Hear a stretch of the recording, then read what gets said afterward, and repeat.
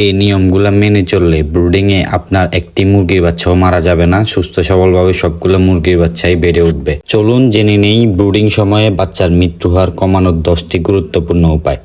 Brooding সময়টি মুরগির বাচ্চার জীবনে সবচেয়ে সংবেদনশীল পর্যায়। এই সময়ে সামান্য ব্যবস্থাপনার ত্রুটিও মৃত্যুহার বাড়িয়ে দিতে পারে।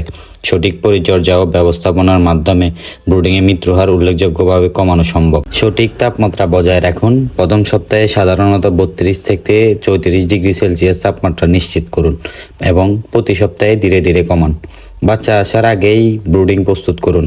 ঘর, লিটার, পাত্র, ফিডার ও তাপের ব্যবস্থা আগে থেকেই প্রস্তুত করে রাখুন। পরিষ্কার ও পর্যাপ্ত পানি দিন। বাচ্চা আসার পর প্রথম কয়েক ঘন্টার মধ্যেই পানি পান করছে কিনা তা ঠিকমতো দেখার চেষ্টা করুন। ভালো মানের স্টার্টার ফিড দিন। দ্রুত ফিড গ্রহণ শুরু করাতে হবে যাতে বাচ্চার বৃদ্ধি ও রোগ প্রতিরোধ ক্ষমতা ভালো থাকে। লিটার শুকনা ও পরিষ্কার রাখুন। ভেজা লিটার রোগ জীবাণু বৃদ্ধির অন্যতম কারণ, তাই নিয়মিত লিটার পরীক্ষা করুন। পর্যাপ্ত ভেন্টিলেশন নিশ্চিত করুন। ঘরে বাতাস চলাচল থাকতে হবে অবশ্যই, তবে ঠান্ডা বাতাস যেন সরাসরি বাচ্চার গায়ে না লাগে। অতিরিক্ত ঘনত্ব এড়িয়ে চলুন। বাচ্চার সংখ্যা অনুযায়ী পর্যাপ্ত জায়গা দিন যাতে তাপ বা স্টেজ কমে।